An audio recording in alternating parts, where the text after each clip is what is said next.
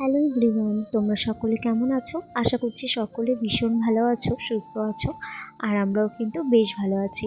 আর আমার নতুন আরও একটা ব্লগে তোমাদের অনেক অনেক ওয়েলকাম। ভিডিওটা হচ্ছে অষ্টমীর দিন। আসলে ভিডিওটা পোস্ট করতে অনেকটাই লেট হয়ে গেল, কারণ কিছু প্রবলেমের জন্য একদম এডিট করা হয়ে উঠছিল না। অষ্টমীর দিন তাড়াতাড়ি ঘুম থেকে উঠে একেবারে স্নান করে রান্না করতে বসে পড়েছি। আর অষ্টমীর দিন তো সবাই লুচি খায়, আমরাও সেরকম লুচিই খাবো। তো ফার্স্টে ভেবেছিলাম একটু ছোলার ডাল করব, তারপর ভাবলাম না, ছোলার ডালটা আমার খুব একটা ভালো লাগে না, একটু ঝাল ঝাল করে আলুর দম করি। তো এখানে দেখো আলুর দম করে নিয়েছি, আর তারপর কিন্তু এখানে লুচি ভেজে নিচ্ছি। লুচিটা খুব একটা ফেভারিট না, ওই একটা দুটোর বেশি খেতে পারি না, কিন্তু ওই যে একটা বাঙালিদের মধ্যে হয়ে আসছে অষ্টমীর দিন সবাই লুচি খায়, লুচি খেতে হয়। তো সেই জন্যই দেখো এখানে লুচি বানিয়ে নিচ্ছিলাম। আমাদের সকলের জন্য তো লুচি আর আলুর দম করে নিয়েছি। এবার আমার ছেলের খাবার রেডি করছি। একটু গাজর গ্রেট করে দিয়েছি সুজির মধ্যে, আর এখানে ফরমুলা মিল্ক অ্যাড করে দিচ্ছিলাম। এটাই ওকে আজকে সকালে খাইয়ে দেবো। আমি কিন্তু প্রায় আমার ছেলেকে খাবারটা দিই, আর ও খাবারটা না খুব পছন্দ করে।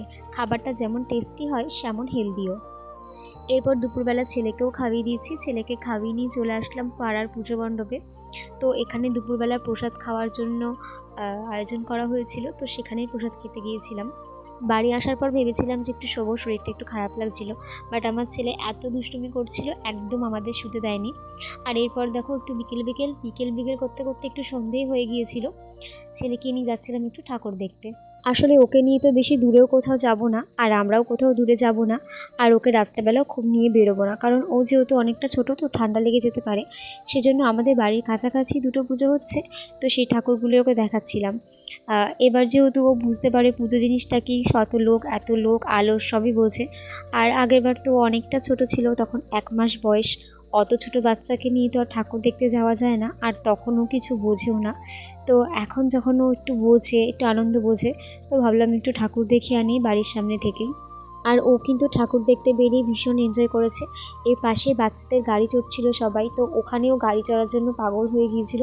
বাট ও তো চড়তে পারে না, খুব চাইছিল ওখানে যাওয়ার জন্য, বাট আমরা নিয়ে যাইনি, যেহেতু ওখানে একা একা চড়তে পারবে না সব গাড়ি। তারপর নিয়ে আসলাম একটা খেলনার দোকানে, আর দেখো এখানে তো খেলনা নিতে ব্যস্ত, মানে কোনটা ছেড়ে কোনটা নেবেও বুঝতে পারছে না। তারপর ওখান থেকে একটা খেলনা কিনে দিলাম ওকে। তারপর এখানে একটু মেলা বসেছিল, অনেক ক্লিপস বিক্রি হচ্ছিল, তো সেখান থেকে দেখছিলাম যে কিছু পছন্দ হয় নাকি। সেরকম কিছু একটা পছন্দ হয়নি, আর প্রচণ্ড দাম বলছিল, সেজন্য আর নিইনি। তারপর চলে এলাম আমাদের পাশের আরেকটা পুজো মণ্ডপে। এখানেও কিন্তু খুব সুন্দর পুজো হচ্ছে, ঠাকুরটা কিন্তু ভীষণ সুন্দর হয়েছিল। আর আমার ছেলে তো এখানে এসে দেখো কি দুষ্টুমি শুরু করেছে, একদম দাঁড়াবে না, শুধু কোলে কোলে ঘুরবে। ওর দেখে বেরিয়ে এখানে কিন্তু একটু ঘুগনি খেয়ে নিচ্ছিলাম, আর ঘুগনিটা কিন্তু ভীষণ টেস্টি ছিল।